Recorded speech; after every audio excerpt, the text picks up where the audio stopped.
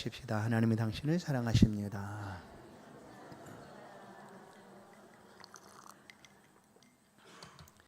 성육신하신 그리스도에 대한 말씀을 함께 나누겠습니다.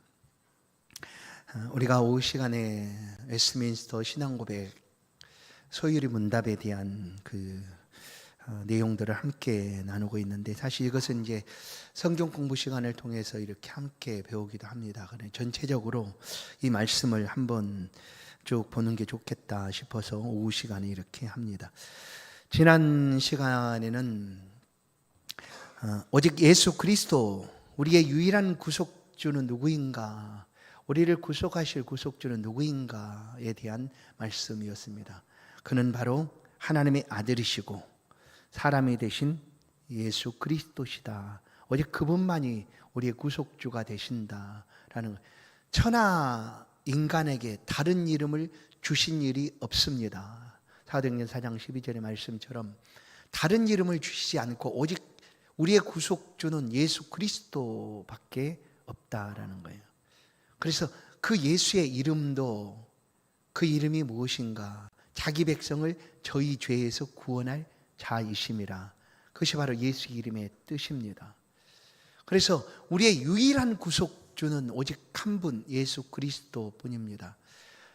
마지막 때가 되면은 이제 그리스도가 아닌 적 그리스도, 가짜 그리스도가 와서 미혹하는 일들이 있겠다라고 말씀하신 처럼, 그런 일들이 우리가 지금 마지막으로 여겨지진 않지만 지금 이 시대에도 그런 일들이 참 많이 나타납니다. 거짓 그리스도라고 하는 사람들이죠. 이 미혹이라는 것은 내가 아무리 정신을 차리고 절대로 빠지지 않아야지 해도 어느 순간 우리를 미혹시켜 버립니다. 그러니까 겉에서 볼 때는, 밖에서 볼 때는 저런 사람들이 어떻게 저런 이단에 빠져서 저렇게 할까라고 여겨지기도 합니다. 근데 오실 예수 그리스도에 대해서 하나님의 말씀하신 그대로를 온전히 믿지를 못하기 때문에 그들은 이렇게 얘기하잖아요. 그리스도가 우리나라에서 와야 된다라고 얘기해요. 우리나라, 대한민국에서. 그리스도는 대한민국에서. 그러나 그거 하나만 예를 들면 딱 우리가 관심을 갖고 생각한다고 해도, 이 땅에 그리스도가 우리 땅에 그의 이름으로 그 모습으로 오시겠는가? 예수님 다시 몸을 바꿔가지고 대한민국 그 사람으로 모습을 갖추고 그렇게 오시겠는가? 그러지 않습니다. 예수님은 이미 유대인으로 오셨다가 육체로 부활을 하셨죠.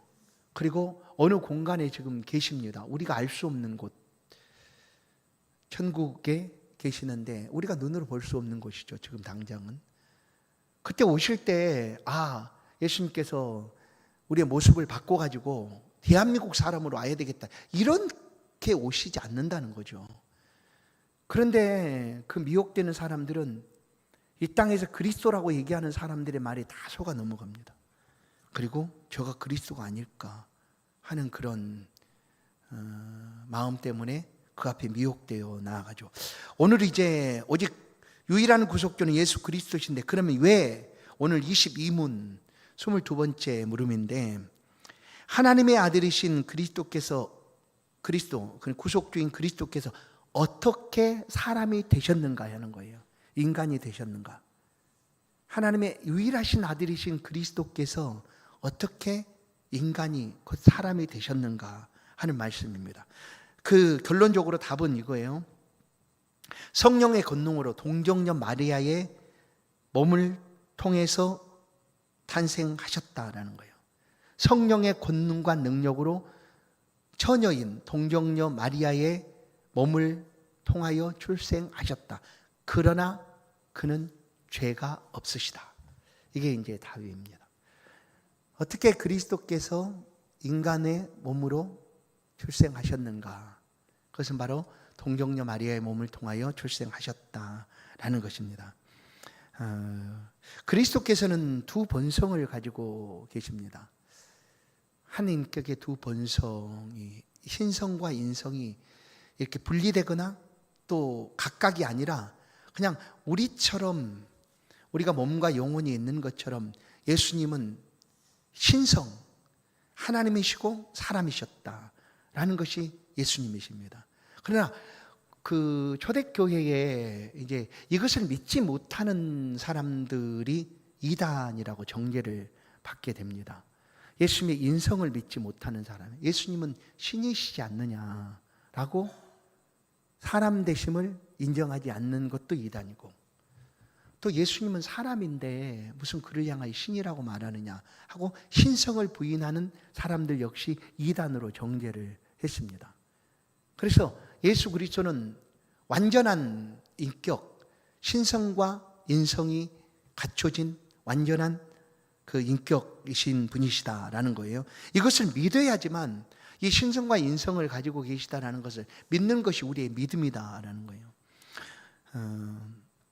어떻게 그럼 인간이 되셨는가? 먼저 사람이 되신 예수 그리스도에 대해서 가르치고 있는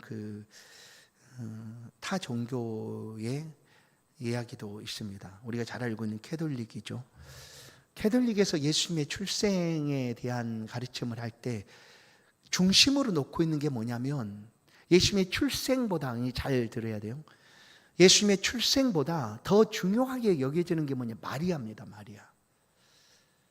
마리아. 그 사실 구속주이신 예수님께서 출생을 하셨는데 마리아를 통하여 출생을 한 것이 맞습니다. 그런데 이 캐톨릭에서는 이 마리아가 더 중심이 되어 있죠. 더 중요하게 여겨지고 있다라는 거예요. 예수님 출생한 건 출생한 거고, 그러면 이제 그 출생을 통하여 이 마리아를 어떻게까지 가르치고 있는가 하면, 마리아 역시 이제 예수님이 신으로 출생하셨으니까 마리아는 신의 어머니다라는 거죠. 어떻게 보면 신성을 부인하는 사람들과는 다르게 신성, 예수님의 신이심을 인정하니까 신의 어머니다라는 말이 옳을지도 모릅니다. 그래서 그 신의 어머니다라고 여기고 이 마리아를 신성시하게 되었다라는 거예요. 그렇게 해서 우상처럼 마리아를 섬겨버리고 맙니다. 그리고 또 한편으로 어떻게 가르치는가 하면, 이 신의 어머니인 마리아는 예수님을 출생한 이후에 그는 평생토록 처녀로 있었다라는 거예요. 그러나 사실 이사야 9장에 있는 처녀가 잉태하여 아들을 낳을 것이요 하는 이 말씀은 동정녀, 곧 결혼하기 이전의 여인을 얘기하는 거예요. 결혼하기 이전의 여인이죠. 그 동정녀. 근데 이 캐톨릭에서는 예수님을 출생한 후에 마리아는 평생 처녀로 있었다라고 얘기하는 거예요. 그러나 이미 성경은, 복음서는 우리 가운데 예수님의 가족을 소개할 때가 있습니다. 소개하는 내용이 있어요. 마리아와 나사렛에 살고 있는 아버지 목수 요셉, 어머니 마리아, 그 사이에 예수님은 첫 번째로 출생하셨는데, 예수님 밑으로 동생이죠. 그러니까 마리아 요셉의 자녀들이 야고보, 유다, 요한, 시몬, 그리고 누이들도 있었다라고 분명하게 복음서에서 우리 가운데 알려줍니다. 그러니까 그렇게 가르치고 신성시하는 것은 잘못된 가르침이죠. 왜냐? 예수님을 잉태할 그 순간에는 처녀였지만 마리아는 요셉과 결혼해서 나머지 형제들을 낳았다라는 거예요. 그러면 우리가 이제 그 캐톨릭이 아닌 개신교죠. 프로테스탄트 교회에서 어떻게 얘기를 하는가? 예수님의 출생에 더 중요점을 둡니다. 마리아가 아니라 예수 그리스도의 출생이죠. 주목되는 대상은 바로 그리스도이시다. 바로 그리스도, 곧 하나님이신 영원하신 아들이신 그리스도께서 출생을 하셨는데, 그 출생이 어떻게 되었는가? 그것은 바로 마리아에게서 출생하셨다라는 거예요. 그래서 이 부분에 대해서 그 빌립보서를 보면 예수님께서 이제 그는 근본 하나님과 본체시나 하나님과 동등될 것을 여기지 아니하시고 자기를 비워 종의 형체를 입고 사람의 모양으로 오셨으니 자기를 낮추심이라라고 얘기하는 거예요. 낮추심. 그래, 그리스도께서는 마리아의 몸을 입고 출생하신 그 자체가 그리스도의 낮아지심입니다. 낮아지심. 그리고 자기 비하죠. 왜냐하면 창조주이신 자기가 만든 그 피조물의 형상을 예수님께서 입고 오신 거죠. 그게 바로 그리스도의 출생이신데, 그 출생은 그리스도의 낮아지심입니다. 그 낮아지심, 우리를 위한 완전히 낮추심이죠. 우리를 위하여 낮아지셨는데 더 낮아지심까지 내려간 거예요. 성경은 그리스도께서 십자가의 죽으심으로 완전하게 자신을 낮추시고 자신의 낮아지심을 통하여 우리를 구원해 내신 것이다 라고 말씀을 합니다. 그러니까 예수 그리스도는 낮아지심, 출생이고 낮아지심이에요. 예수 그리스도 출생. 근데 이 마리아의 몸을 통하여 입고 오신 예수 그리스도, 어떻게 그런 일이 가능할까? 인생의 출생법, 이 땅에 태어난 모든 인류는 딱 출생하는 방법이 딱 한 가지입니다. 한 가지죠. 어떻게 해요? 부모를 통하여 출생합니다. 역시 이 중에 부모 없이 출생하신 분이 있습니까? 그렇죠. 없죠. 물론 부모의 얼굴을 못 볼 수는 있어요. 내가 출생했는데 먼저 돌아가셨다든지 그런 분들은 종종 있어요. 그러나 부모 없이 부모를 통하여 출생하지 않은 사람은 단 한 사람도 없어요. 그런데 아까 서두에 말씀드린 것처럼 이단들은 이 출생의 비밀들을 그렇게 감추고, 그리스도, 이 사람은 그리스도인데 이 사람 그냥 출생한 날도 없어요 하고 그냥 그렇게 미혹해도 넘어가요. 이 땅의 모든 인류는 모두 다 부모를 통해 출생하는데, 그런 출생 방법은 이제 보편적으로 일반적으로 모든 인류가 그렇게 출생하는 거예요. 거기서 예외되는 일은 단 하나도 없어요. 근데 딱 한 번, 앞으로도 인류 역사 속에서 앞으로도 이전에도 이후에도 딱 한 번 다른 출생 방법이 있었어요. 그게 뭐냐면 처녀가 잉태하여 출생하신 예수 그리스도요. 그래서 예수 그리스도의 출생은 부모를 통한 출생이 아니라 성령의 권능과 능력으로예요. 근데 우리가 이해가 잘 안 되죠. 아이, 진짜 어떻게 그런 일이 있을까? 근데 그러면 우리가 믿음 속에서 하나님이 말씀으로 온 세상 만물을 만드셨다라는 것은 아주 쉽게 믿어지잖아요. 하나님이시니까 하나님 얼마든지 말씀하시면 다 이루어졌다라는 걸 별로 의심 없이 그냥 받아들여요, 믿으며. 근데 이 동정녀 탄생에 대해서는 잘 안 믿으려고 하는 사람이 많이 있어요. 어떻게 그런 일이 있어? 그런 일은 없지. 그러나 그리스도는 하나님이시고 곧 아들이신 성자 하나님이시죠. 그 하나님께서 하시는 일이에요. 근데 이렇게 출생하지 않고는 인류를 구원할 수 없기 때문에 이렇게 이 방법을 하나님께서 말씀하고 계시는 거예요. 그리고 이미 이것을 그냥 마리아에게 출생하는 그 순간 예수님을 그렇게 그냥 탁 출생한 것이 아니라 아주 오래전에 하나님이 선지자를 통하여 이렇게 출생하게 될 것이고, 그가 바로 그리스도시다, 메시아시다 라는 것을 미리 말씀을 하신 거죠. 그리고 말씀대로 예수 그리스도는 마리아의 몸을 취하여 출생을 하셨습니다. 그러나 아까 말씀드린 대로 어떻게 출생하셨는가? 마리아의 몸을 빌려서 출생을 하셨는데, 그 다음에 마리아는 사람입니까? 아닙니까? 사람이죠. 그럼 마리아도 사람이기 때문에 죄가 있습니까? 없습니까? 있잖아요. 그게 이제 이 모든 인류가 죄가 있는 거죠. 모든 사람은 죄를 범하였음에 하는, 모든 부모를 통한 출생한 모든 인류는 다 죄를 가지고 있는 거예요.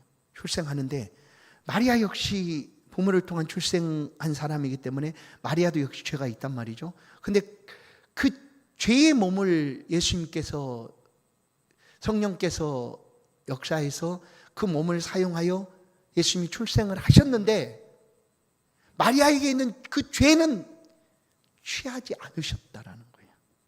이게 이제 성령 잉태에 관한 놀라운 비밀이죠. 성령 잉태를 통해서 인간의 죄는 취하지 않으시고, 그래서 히브리서 4장 12절도 예수 그리스도는 우리와 모든 것이 동일하고 우리의 모든 것을 체휼하지 않으심이 없으시지만 그는 죄는 없으시다라는 거예요. 다른 게 딱 한 가지예요. 똑같은 사람이지만 죄 없는 사람이에요.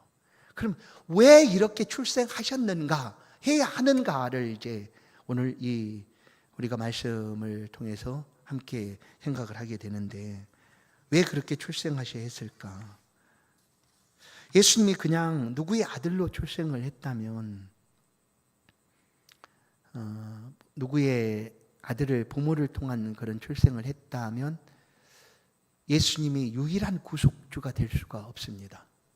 구속주의 조건은, 우리를 구속할 구속주의 조건은 죄가 없어야 된다라는 전제죠. 그래야지만 다른 사람의 죄를 대신할 수가 있으니까. 그래서 이 땅에 있는 모든 사람 중에서 단 한 사람도 구속주가 될 수 없는 이유는 모든 사람이 죄를 범하였음에 하나님의 영광에 이르지 못하던 죄의 삭은 사망이요 해서 모든 사람이 자신의 죄로 죽는 거예요. 다른 사람을 대신해서 죽을 수 있는 게 안 된다는 거예요. 왜냐하면 죄가 있기 때문에 사람은.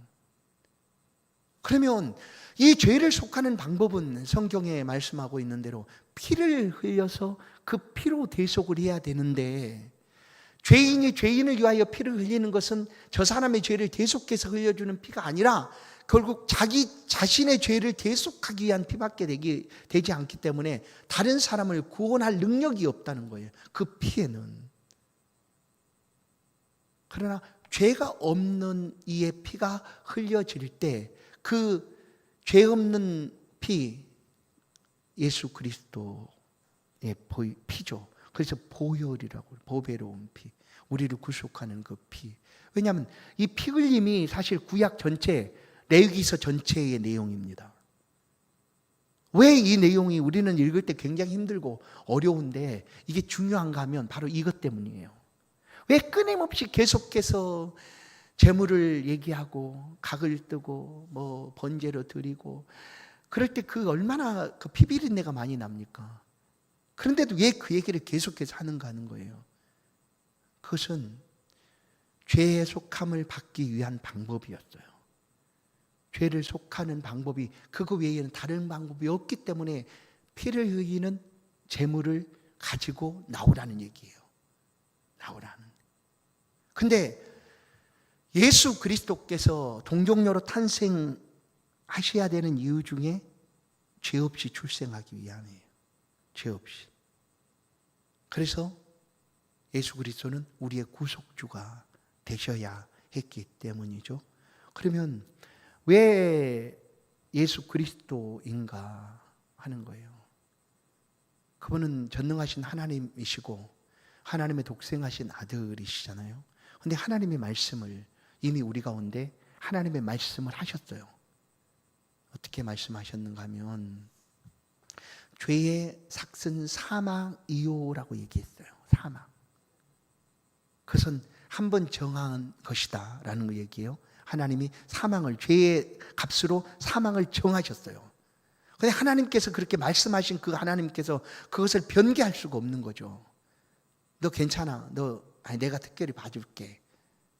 그러면 하나님의 신실하심, 하나님의 공의로우심, 하나님의 의로우심에 대한 누가 그 하나님을 그렇게, 만약에 하나님의 마음껏 모든 것을 한다고 할지라도, 하나님이 그냥 마음껏 모든 것을 운행하고 하신다고 할지라도 그것이 누가 보더라도, 우리가 볼 때에도 그것이 타당하고 합당한 것 같습니다라고 이해가 돼야지만 누군가 믿는다고 할 것 아니에요.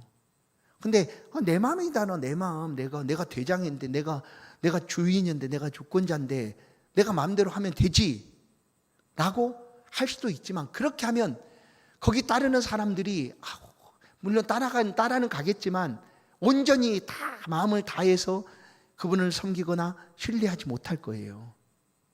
그래서 하나님은 그렇게 하지 않으시는 거예요. 않으시고 그 말씀하심을 이루시기 위해서 하나님 자신이 피를 흘리셔야 되는 그 일을 지금 행하시는 일이에요. 그게 바로 동정녀로 탄생하게 하신 일입니다. 하나님이 말씀하신 그 사망을 하나님께서 해결하기 위하여 죄가 없으신 하나님께서 육신의 몸을 입고 성육신 하셔서 말씀하신 그 말씀을 이루시기 위해서 자신이 죽으시는 거예요. 하나님이 죽으시는 거예요. 그래서 누구를 위해서요? 죄에 있는 우리들을 위해서요. 죄에 있는 사람들을 위해서 죄가 없으시고 의로우시고 그럴 필요가 전혀 없으신 그분께서 죽으시는 거예요. 그래서 이 동정녀 탄생이 필요하다. 그렇게 출생을 하셔야 했다라는 것입니다. 그래서 이제 예수님 오셔서 똑같잖아요. 우리랑 똑같아요. 만족, 그 구속주로서의 조건들을 만족하는 거죠.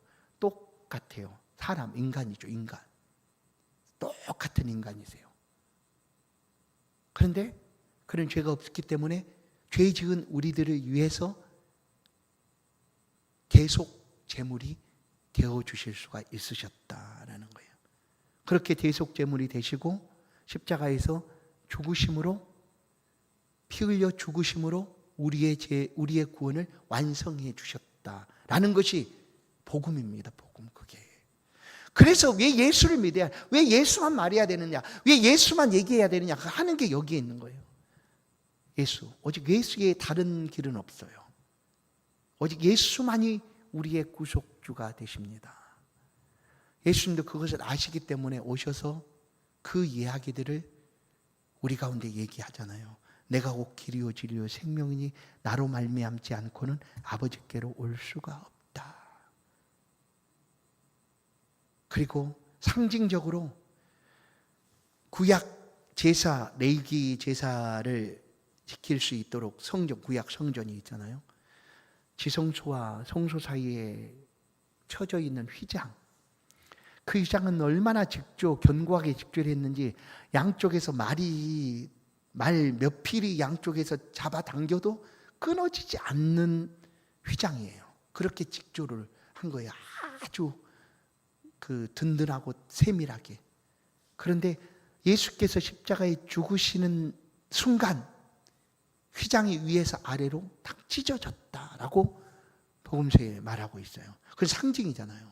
왜냐하면 아무나 하나님 앞에 나아갈 수가 없게 되었는데 휘장이 찢어짐으로 인하여, 휘장 뒤에는 뭐가 있어요? 하나님의 임재의 상징인 지성소가 있거든요. 그러니까 그 하나님이 계신 그곳으로 아무도 나아갈 수가 없었는데 이제 예수께서 십자가에 피 흘려 죽으시는 그 순간 하나님과의 우리 관계가 회복되게 되었다라는 거죠. 그래서 누구든지 하나님께 나아갈 수가 있겠다. 바로 예수 그리스도의 피 의지하여, 피 보혈을 의지하여. 이게 바로 이제 휘장이 찢어진 상징이죠. 그렇게 예수님께서는 우리의 구속주가 되십니다. 오셔서 우리 가운데 오셔서 우리의 구속주가 되기 위하여 이 모든 일들을 행하신 분이시다. 자, 이제 왜 예수님이 인간이 되어야 했는가? 왜 구속주가, 유일한 구속주가 사람으로 출생하셔야 했는가를 우리가 생각을 해 보았습니다. 이제 마리아를 이제 지금은 그 교양이 아마 언젠가 아마 그거에 대해서 사과를 했다고 그래야 되나? 그 마리아를 숭배했던 그 일들에 대해서 그랬다고 하지만 여전히 지금도 마리아가 숭배의 대상이 되고 있는 것을 우리가 보게 됩니다. 마리아가 숭배. 만약에 그렇게 논리를 가지고 얘기한다면 마리아의 어머니는 누구일까요? 마리아를, 신의 어머니를 출생한 그 어머니도 놀라워야 되잖아요. 그렇게 올라가면 다 그렇게 해야죠. 아니, 그런 거 아닌 거예요.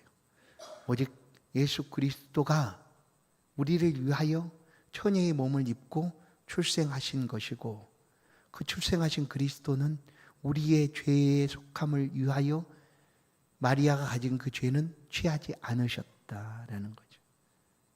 그리고 이제 아까 말씀드린 것처럼 예수 그리스도께서 완전한 신성과 완전한 본성을 가지셨다라는 것을 부인하는 사람들이 있었어요.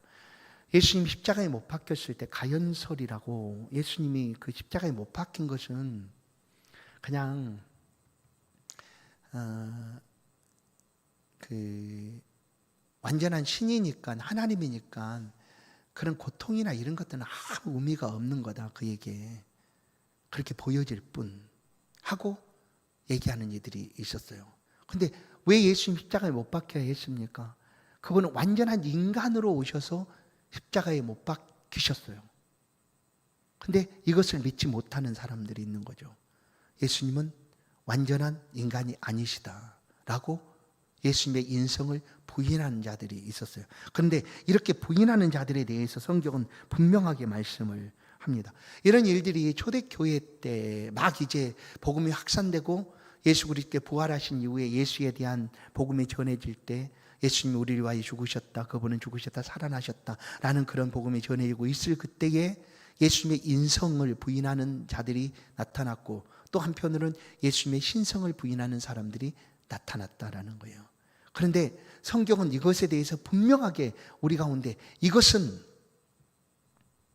거짓 그리스도, 적 그리스도, 그리고 잘못된 믿음인 것을 분명하게 우리 가운데 말씀을 합니다.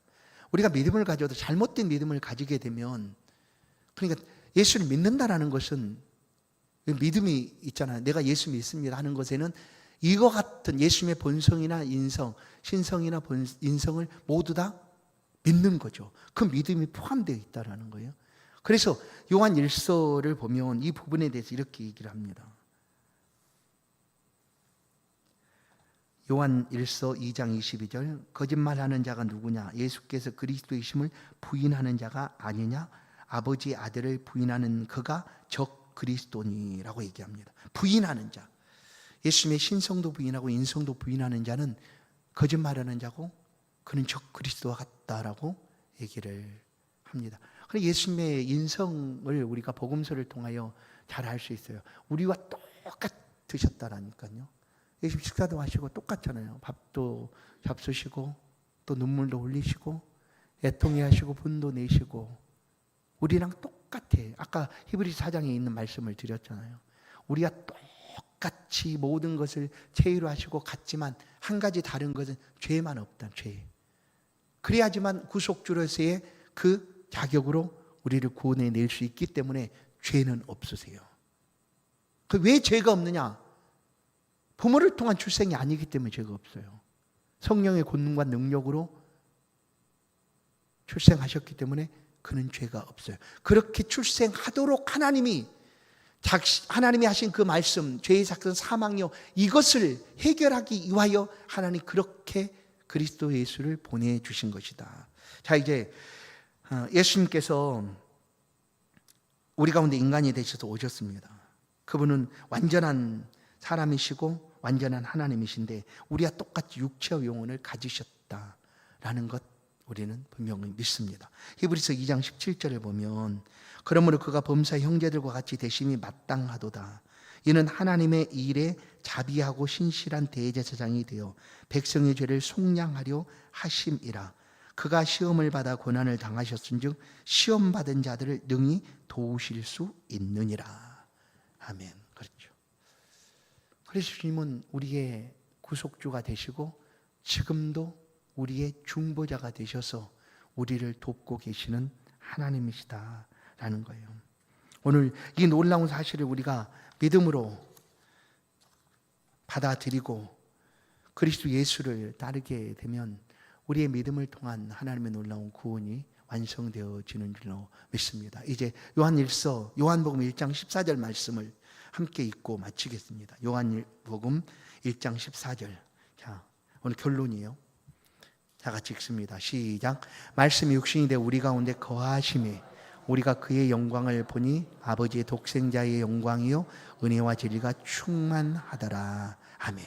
예수 그리스도는 바로 이런 분이셨다. 그래서 그분을 바라볼 때마다, 그분을 보는 자마다 이렇게 그분 안에 있는 은혜와 진리를 발견하게 되었다라는 거예요. 오늘도 예수 그리스도는 천국에 계시지만 우리는 그분을 향한 믿음을 견지하고 진리이신 예수 그리스도를 따라서 이 길을 걸어갑니다. 흔들림 없고 변함없이 예수 그리스도의 신성과 인성을 가지신 그 믿음을 굳게 붙잡고 어떠한 미혹과 유혹에도 넘어지지 마시고 믿음으로 승리하시는 우리 모두가 되기를 주의 이름으로 간절히 축원합니다. 하나님 감사합니다. 우리 죄를 속하기 위하여, 우리를 하나님의 자녀 삼으시기 위하여 죄 없으신 그리스도 예수께서 우리 가운데 오셔서 우리 죄를 대신하여 십자가에 죽어 주셨음을 믿습니다. 이 믿음으로 우리가 구원함을 얻고 말할 수 없는, 말로 다 표현할 수 없고 다 갚을 수 없는 그 은혜를 인하여 감격하며 매일매일의 삶을 기쁨으로 살아갈 수 있도록 오늘도 붙들어 주시고 함께하여 주옵소서. 지금도 여전히 우리를 주목하여 바라보시고 우리 안에 주신 그 은혜를 깊이 묵상하며 주를 향한 믿음의 길을 담대하게 걸어갈 수 있도록 붙들어 주신 하나님 감사합니다. 한 주간의 삶의 자리에서 흔들림이 없게 하시고 다가오는 모든 위험들, 어려움들을 능히 이길 수 있는 새 힘으로 능력으로 역사하여 주옵소서. 무엇보다도 우리 젊은이들의 앞길 가운데 형통함의 은혜를 베풀어 주옵소서. 지혜와 명철함을 주시고 하나님을 잘 경외하게 하시고 젊은 때에 하나님께 주신 그 재능들을 잘 발휘하여 하나님 나라의 일꾼으로 쓰임받는 그런 평생의 삶을 살아갈 수 있도록 은혜 베풀어 주옵소서. 예수 그리스도의 이름으로 기도하옵나이다.